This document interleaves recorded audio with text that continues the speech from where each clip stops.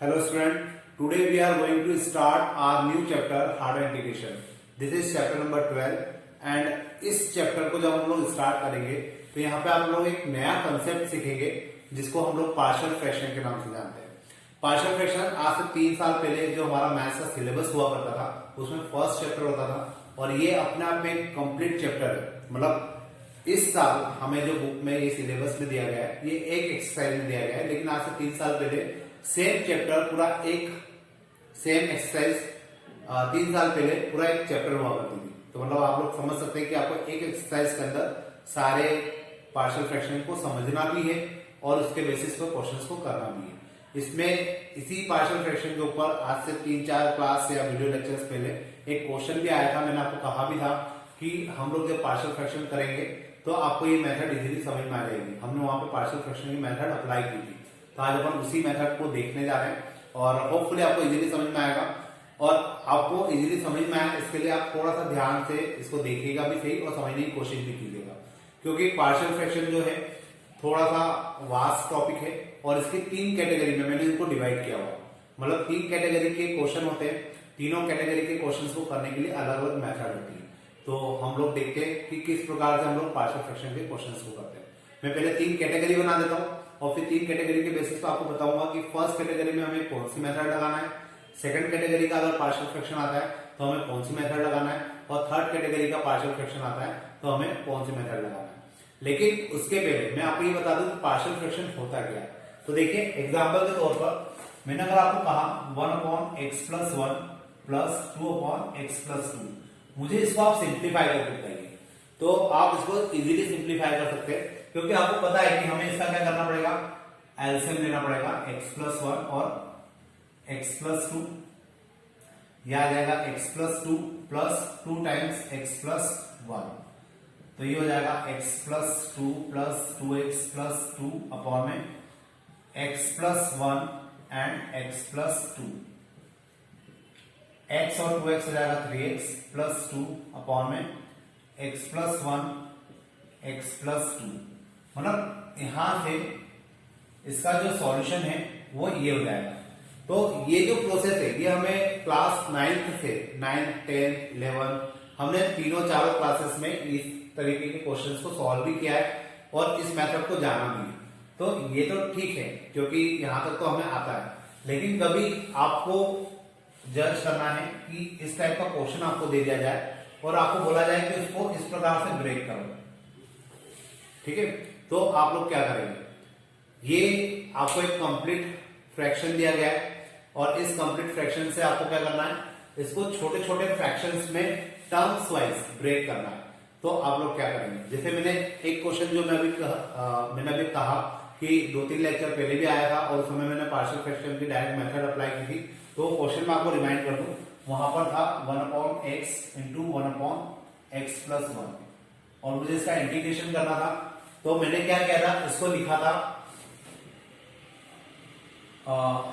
1/x minus 1/x+1। मैंने इसको directly इस प्रकार से लिख दिया था और मैंने कहा था कि आप जब इसको सॉल्व करेंगे तो यही टर्म आएगी। तो देखिए यहाँ पे ये जो था ये था आपका 1/x+1 और इसको मैंने ब्रेक करके लिखा 1/x माइनस 1/x+1। मतलब मैंने एक फ्रैक्शन को कन्वर्ट किया किसमें, टर्म्स में, ठीक है। तो किसी फ्रैक्शन को छोटे छोटे फ्रैक्शन में कन्वर्ट करना, ये मेथड ही क्या कहलाती है, पार्शियल फ्रैक्शन कहलाती है। मतलब अगर मेरे पास एक फ्रैक्शन है और ये फ्रैक्शन कैसा है, अपने आप में प्रॉपर फ्रैक्शन है। फ्रैक्शन भी 2 टाइप के होते हैं, एक होता है प्रॉपर फ्रैक्शन और एक होता है इम्प्रॉपर फ्रैक्शन। तो प्रॉपर फ्रैक्शन का मतलब होता है जब ऊपर की डिग्री कम हो और नीचे की डिग्री ज्यादा हो, उस केस में इसे क्या कहा जाता है, प्रॉपर फ्रैक्शन कहा जाता है। और इम्प्रॉपर फ्रैक्शन मतलब होता है कि अगर ऊपर की डिग्री ज्यादा है नीचे की डिग्री कम है, या ऊपर की डिग्री और नीचे की डिग्री सेम है, तो उसे इम्प्रॉपर फ्रैक्शन कहा जाता है। और इम्प्रॉपर फ्रैक्शन के लिए आपको हमेशा क्वेश्चन को डिवाइड करना पड़ेगा, लेकिन फिलहाल ये प्रॉपर फ्रैक्शन है क्योंकि ऊपर की डिग्री कम है नीचे की डिग्री ज्यादा है। तो इम्प्रॉपर फ्रैक्शन के ऊपर ही पार्शियल फ्रैक्शन की मेथड अप्लाई होती है। तो अगर मैंने आपको ये कहा कि इन प्रॉपर फ्रैक्शन को आपको किस में कन्वर्ट करना है, छोटे छोटे पार्शियल फ्रैक्शन में कन्वर्ट करना है, मतलब आपको इस पोर्शन को इस फॉर्म में लेके आना। मैं वापस से रिपीट कर दूं, इन दोनों से आपको ये बनाना इजी है क्योंकि ये हम लोग क्लास 9 10th में करते हुए आ रहे हैं। क्लास 12th में आपको क्या सीखना है कि एक फ्रैक्शन आपको दिया हुआ है जो कि प्रॉपर फ्रैक्शन है, उसको आपको छोटे छोटे फ्रैक्शंस में कन्वर्ट करना है। तो किस प्रकार से किया जाएगा, इसी को हम लोग पार्शियल फ्रैक्शन बोलते हैं। जैसे ये वाला क्वेश्चन हमने किया था और इसको मैंने डायरेक्ट इस प्रकार से लिखा था, तो मैंने यहाँ पे भी क्या लगाई थी, फ्रैक्शन, पार्शियल फ्रैक्शन की मेथड ही लगाई थी। तो अब देखिए आज हम लोग इसी के ऊपर बात करेंगे कि किस प्रकार से पार्शियल फ्रैक्शंस को परफॉर्म किया जाता है। अब पार्शियल फ्रैक्शन को समझने के लिए मैंने इनको 3 कैटेगरी के क्वेश्चंस में रखा है, क्योंकि इसमें देखा जाए तो 4 मेथड होती है, लेकिन जो 4th मेथड है वो आपके सिलेबस में नहीं है। और जो 3 मेथड है, तो वो 3 मेथड के क्वेश्चंस को आइडेंटिफाई करना आपके लिए इजी हो जाए, इसलिए मैंने उसको कैटेगराइज कर दिया है। तो अपन देखते हैं 1 बाय 1 कि कौन सी कैटेगरी का क्वेश्चन कौन सी मेथड से होगा। इसको समझने के लिए आप थोड़ा सा फोकस करिएगा, बहुत इजीली समझ में आएगा। मेथड भी इजी है, लेकिन बस थोड़ा सा लेंथी हो जाता है क्वेश्चन, तो स्टूडेंट इसको करने से बचते हैं। देखिए अगर फर्स्ट कैटेगरी की बात करें तो इसमें जो क्वेश्चन आपको मिलेंगे उसमें ऊपर dx को अभी हटा देते, अभी हम लोग इंटीग्रेशन की बात नहीं करते, अभी हम लोग प्योरली पार्शियल फ्रैक्शन की बात करते हैं। तो यहाँ पर ऊपर आपको 1/x+1 और x-2, 5x+2 अपॉन में x+1, x+2, x+3, 6x² + 2x upon x-1, x-2, x-3, इस टाइप के क्वेश्चन मिलेंगे। सेकंड कैटेगरी के जो क्वेश्चन होंगे, सेकंड कैटेगरी के क्वेश्चंस के अंदर आपको सेम क्वेश्चन मिलेंगे। यहाँ पे हो सकता है 5 हो और नीचे आपको मिलेगा x+1 का होल स्क्वायर, x-2, फिर 6x+2 अपॉन में x-1, x-2 का whole square, 9x² + 6 upon x-2 और x-3 का होल स्क्वायर। ये सेकंड कैटेगरी के क्वेश्चन हो गए। और थर्ड कैटेगरी के जो क्वेश्चन होते हैं उसमें आपको 5x² upon 6 upon x² -+1 upon में x-1, 6x upon x² + 2, x+3, 6x upon x³ + 1, इस टाइप के क्वेश्चन मिलेंगे। मतलब यहाँ पर क्या होगा, अब देखिए आपको 3 कैटेगरी के क्वेश्चन में डिफरेंस बता दो। ऊपर कुछ भी मिले हमें उससे कोई दिक्कत नहीं है, यहाँ पर भी ऊपर कुछ भी हो उससे हमें कोई दिक्कत नहीं है। हाँ, दिक्कत कब होगी, जब ये प्रॉपर फ्रैक्शन नहीं होंगे। प्रॉपर फ्रैक्शन नहीं होंगे मतलब कब नहीं होंगे, जब ऊपर की डिग्री ज्यादा हो जाएगी नीचे की डिग्री से, या ऊपर की डिग्री नीचे की डिग्री के इक्वल हो जाएगी, तब ये प्रॉपर फ्रैक्शन नहीं होंगे। पार्शियल फ्रैक्शन लगाने के पहले हमें इनको डिवाइड करना होगा। लेकिन फिलहाल मैंने जो एग्जांपल्स लिखे वो सारे प्रॉपर फ्रैक्शन के एग्जांपल हैं। तो अब आप इसको कैटेगराइज, जो मेथड है, इसकी मेथड अलग है, इसकी मेथड अलग है, इसकी मेथड अलग है, तो आपको क्वेश्चन को आइडेंटिफाई करना इन्हीं मेथड के बेसिस पे सीखना पड़ेगा। तो देखिए जैसे ये फर्स्ट कैटेगरी के क्वेश्चन है, इसमें और इसमें और इसमें डिफरेंस आपको शायद आप नोटिस कर पा रहे होंगे कि यहाँ पर नीचे जो भी फैक्टर है, नीचे जो भी फैक्टर है वो सारे फैक्टर लीनियर फैक्टर है। लीनियर फैक्टर मतलब इनकी कोई भी पावर नहीं है। तो जब भी आपको पार्शियल फ्रैक्शन के क्वेश्चंस के अंदर इस टाइप के क्वेश्चन मिले जिसमें नीचे के फैक्टर, ऊपर कुछ भी हो उससे मुझे कोई दिक्कत नहीं है, नीचे जो आपको फैक्टर्स दिए गए हैं वो फैक्टर्स अगर लीनियर फैक्टर हो मतलब उनकी कोई पावर ना हो तो फर्स्ट कैटेगरी के क्वेश्चन कहलाते हैं। फिर सेकंड कैटेगरी के क्वेश्चंस की बात करें तो सेकंड कैटेगरी के क्वेश्चंस में आपको क्वेश्चन सेम ऐसा ही दिखेगा, लेकिन नीचे के जो फैक्टर्स होंगे उसमें से किसी एक फैक्टर की पावर, होल पावर 2 होगी या 3 होगी। 3 होने के चांसेस नहीं है क्योंकि वो पुराने क्वेश्चंस में था, पुराने सिलेबस के क्वेश्चंस में। यहाँ पर आपको मिलेगा तो पावर 2 ही मिलेगी।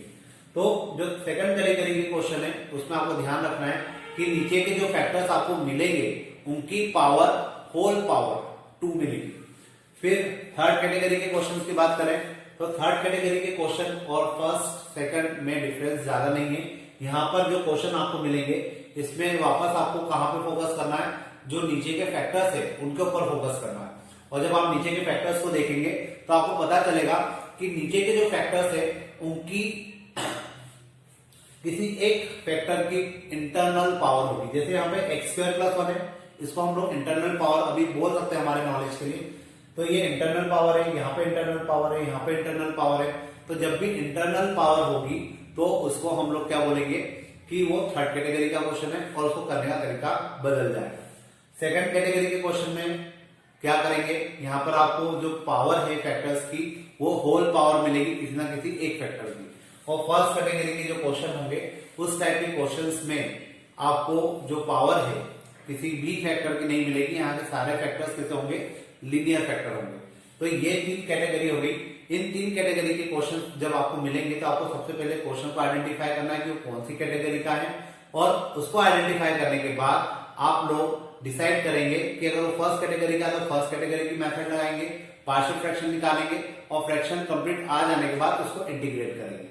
तो क्वेश्चन की मेथड तरीका इस प्रकार से होता है। अब किस प्रकार से फर्स्ट कैटेगरी के क्वेश्चन होंगे, किस प्रकार से सेकंड कैटेगरी के क्वेश्चन होंगे, वो अपन अब देखते हैं आगे। होपफुली आपको समझ में आया होगा। और एक और पॉइंट जो आपको बहुत अच्छे से ध्यान रखना है, कोई क्वेश्चन आपको हो सकता है सेकंड कैटेगरी का दिख रहा हो, ठीक है, और अगर वो फर्स्ट में कन्वर्ट हो सकता है तो आपको डेफिनेटली उसको फर्स्ट में कन्वर्ट करना है और उसी फर्स्ट कैटेगरी की मेथड को ही अप्लाई करना है। कोई क्वेश्चन थर्ड कैटेगरी का है और आपको दिख रहा है कि वो फर्स्ट कैटेगरी में कन्वर्ट हो सकता है तो डेफिनेटली आपको उसको सेकंड कैटेगरी में या फर्स्ट कैटेगरी में कन्वर्ट करना है। जैसे ये वाला क्वेश्चन, तो इस क्वेश्चन को तो हम लोग खैर थर्ड कैटेगरी में रखेंगे, लेकिन कुछ क्वेश्चन होते हैं जिसमें हम लोग क्या कर सकते हैं, उनको फर्स्ट कैटेगरी में कन्वर्ट कर सकते हैं, तो हमें उनको फर्स्ट कैटेगरी में ही कन्वर्ट करना पड़ेगा। देखिए जैसे मैं एक एग्जांपल देता हूं, 5x प्लस 2 अपॉन में एक्स स्क्वायर माइनस 1 और x प्लस 1। अब आपको ये क्या लग रहा है कि थर्ड कैटेगरी का क्वेश्चन है, ऑब्वियस लग रहा है क्योंकि यहाँ पे इंटरनल पावर है, लेकिन नहीं, हम लोग इसको क्या लिख सकते हैं, हम लोग इसको लिख सकते हैं 5x प्लस 2 अपॉन में x माइनस 1 और x प्लस 1 का होल स्क्वायर। क्योंकि ये जो है ये लिखाया x माइनस 1 और x प्लस 1, तो ये दोनों मिलके क्या हो जाएंगे, स्क्वायर। तो देखिए ये थर्ड कैटेगरी का दिख रहा था, लेकिन ये है एक्चुअल में कौन सा, सेकंड कैटेगरी का। तो आपको ये क्वेश्चंस करते समय ध्यान रखना है कि कोई क्वेश्चन अगर थर्ड कैटेगरी का दिख रहा है, अगर वो सॉल्व हो सकता है और वो सेकंड या फर्स्ट में ट्रांसफर हो सकता है, तो आपको उसको सेकंड या फर्स्ट में ट्रांसफर करना है, तभी वो क्वेश्चन का आंसर सही आएगा। अब अपन देखते हैं इसके बाद। अब जैसे एक और मैं आपको एग्जाम्पल बता दूं, मैंने यहाँ लिखा dx अपॉन, या सॉरी यहाँ पे मैंने लिखा 5 upon x square plus 5x plus 6। अब इस क्वेश्चन को देख के आपको क्या लग रहा है कि कौन सी कैटेगरी का, ऊपर मैं 5x लिख देता हूँ। तो इसको देख के आपको लग रहा होगा ये तो थर्ड कैटेगरी का क्वेश्चन है, मैंने इसको फर्स्ट में क्यों लिख दिया। तो देखिए अगर इसको मैं फैक्टराइज करूं तो शायद इसके फैक्टर आ जाएंगे x प्लस 2 और x प्लस 3। तो अगर ये दो फैक्टर मुझे मिल रहा है तो ये दोनों फैक्टर कैसे हैं, लीनियर फैक्टर है, और मुझे पता है कि लीनियर फैक्टर अगर आते हैं तो फर्स्ट कैटेगरी का क्वेश्चन होता है। तो आपको इन चीजों पे थोड़ा सा फोकस करना है कि कौन सा फर्स्ट कैटेगरी का है, कौन सा सेकंड कैटेगरी का है, कौन सा थर्ड कैटेगरी का, और उसके अकॉर्डिंग हम लोग मेथड को अप्लाई करेंगे। तो अब अपन करते हैं क्वेश्चंस, ताकि थोड़ा सा आपको पता चले कि किस प्रकार से क्वेश्चन को अटेम्प्ट करना है। मैं अभी फर्स्ट कैटेगरी के क्वेश्चंस को ही सॉल्व करूंगा, सेकंड कैटेगरी के क्वेश्चंस को अभी मैं नहीं लेके आऊंगा क्योंकि आपका नहीं तो कंफ्यूजन क्रिएट हो जाएगा। तो अपन स्टार्ट करते हैं फर्स्ट क्वेश्चन के साथ। देखिए मेरे पास जो क्वेश्चन है dx upon x square minus 5x plus 6, मुझे इस क्वेश्चन को सॉल्व करना है और इस क्वेश्चन का इंटीग्रेशन करना है। तभी हम लोग इसको इंटीग्रेशन से अलग हटा देते हैं। अभी हम लोग इसको ऐसा मान लेते हैं dx तो इंटीग्रेशन के साथ होता है, मतलब ये क्वेश्चन भी मुझे कुछ इस प्रकार से दिया हुआ है और मुझे इसको क्या करना है, इंटीग्रेट करना है, लेकिन वो इंटीग्रेशन हम लोग बाद में करेंगे। पहले हम लोग इसको कन्वर्ट करते हैं किसमें, फैक्टर्स में, क्योंकि अभी दिखाई तो थर्ड कैटेगरी का रहा है, लेकिन अगर ये सेकंड में हो जाता है तो हमें सेकंड में कन्वर्ट करना चाहिए। तो ये हो जाएगा कितना, 1 upon x square minus 3x minus 2x plus 6, 1 upon x minus 3 minus 2x minus 3, that is 1 upon x minus 3 and x minus 2। तो अब ये मेरा क्वेश्चन हो गया फर्स्ट कैटेगरी का। और मुझे फर्स्ट कैटेगरी के क्वेश्चंस में क्या करना होता है, ध्यान से सुनिएगा। अभी हम लोग इंटीग्रेशन से अलग हटकर बात कर रहे हैं, अभी हम लोग केवल पार्शियल फ्रैक्शन की बात कर रहे हैं। जब पार्शियल फ्रैक्शन निकल जाएगा तो इसकी वैल्यू को वापस से यहां रख देंगे और हमारा आंसर आ जाएगा। तो देखिए कैसे करना है। ये पार्शियल फ्रैक्शन की मेथड अब स्टार्ट होती है। यहाँ पे कितने फैक्टर दिख रहे हैं, 2 फैक्टर दिख रहे हैं। तो आपको क्या करना है, 2 फैक्टर के लिए 2 वेरिएबल लेना है और इन वेरिएबल से नीचे इन फैक्टर्स को लिखना है। मतलब मैंने यहाँ पे क्या लिखा, x-3 और x-2, ठीक है। अब इसके बाद 1/x-3 और x-2 यहां लिखा। इसका एलसीएम ले लीजिए, a के साथ आ जाएगा x-2 प्लस b इसके साथ आ जाएगा x-3 अपॉन में x-3 और x-2। यहां पर हम लोग क्या करेंगे, इसको और इसको कैंसिल कर देते हैं। ये हो जाएगा 1 इक्वल टू a x-2 और b x-3। अब यहां पे हमें क्या करना है, 1 बाय 1 एक बार हम लोग x-3 को, यहाँ पे जो फैक्टर्स होते हैं उनमें से एक बार x-3 को 0 रखते हैं तो x की वैल्यू आ जाएगी 3 और इस 3 को रखेंगे इस इक्वेशन में। तो अगर मैंने x इक्वल टू 3 रखा तो ये हो जाएगा 1 इक्वल टू, यहाँ 3 रखा तो ये हो जाएगा a, यहाँ 3 रखेंगे तो ये वैल्यू पूरी क्या हो जाएगी, 0 हो जाएगी। तो मेरी a की वैल्यू कितनी आ गई, 1। सेम प्रोसेस अब हम x-2 के साथ करेंगे। x-2 को हम लोग मान लेते हैं 0, तो x की वैल्यू कितनी हो जाएगी, 2 हो जाएगी। और ये 2 हम लोग रखेंगे इसी इक्वेशन में। तो यहाँ पे कितना आ जाएगा, 1 इक्वल टू, यहाँ पे 2 रखा तो ये पूरा 0 हो जाएगा, ये हो जाएगा -b, that is -1 equal to b। तो b की वैल्यू कितनी हो जाएगी, -1। अब b की वैल्यू अगर -1 हो गई है तो और a की वैल्यू निकल चुकी है, मतलब मैं इस फ्रैक्शन की जगह पर a और b, मतलब इसको मैं इस प्रकार से लिख सकता हूं, 1/x-3 x-2 इक्वल टू, इस a की जगह पर हम लोग रखेंगे इसको 1/x-3 प्लस इस b की जगह रखेंगे -1 को। तो मैं यहां माइनस का साइन लगा देता हूं, -1/x-2। तो देखिए ये मेरे पास एक प्रॉपर फ्रैक्शन था और इस प्रॉपर फ्रैक्शन को मैंने पार्शियल फ्रैक्शन में कन्वर्ट कर दिया। अब ये जो है ये इसकी जगह पर है, तो मतलब इस पूरे की जगह पर मैं क्या लिख सकता हूं, ये लिख सकता हूं 1/x-3 -1/x-2 बाहर आ जाएगा dx। कैसे लिखा समझ में आया। अपन ने a और b की वैल्यू को यहां रखा, ये इसके इक्विवेलेंट है, इसके इक्विवेलेंट है। ये कहां से आया, इसके कारण आया, तो इसकी जगह पर हम लोग सीधे इसको लिख सकते हैं और इसको लिखेंगे, मतलब इसको लिखना है। अब मुझे इसको इंटीग्रेट करना है, तो 1/x-3 का इंटीग्रेशन होता है log x-3 और इसको आ जाएगा -log x-3। बस ये आंसर हो जाएगा। आप लोग चाहें तो इसको थोड़ा सा और सॉल्व कर सकते हैं, x-3 अपॉन में x-2 प्लस c। ये मेरे लिए क्या हो जाएगा, आंसर हो जाएगा। और इस प्रकार से एक पार्शियल फ्रैक्शन की मेथड कंप्लीट हो जाएगी। मैं एक क्वेश्चन आपको और करके दिखाता हूं ताकि आपको थोड़ा सा सपोर्ट हो जाएगा। देखिए जो नेक्स्ट क्वेश्चन लिखा है इसमें मुझे डायरेक्ट फैक्टर्स दिए हुए हैं, और डायरेक्ट फैक्टर्स दिए हुए हैं मतलब मैं यहां से आइडेंटिफाई कर सकता हूं कि फर्स्ट कैटेगरी का क्वेश्चन है, और फर्स्ट कैटेगरी का क्वेश्चन है।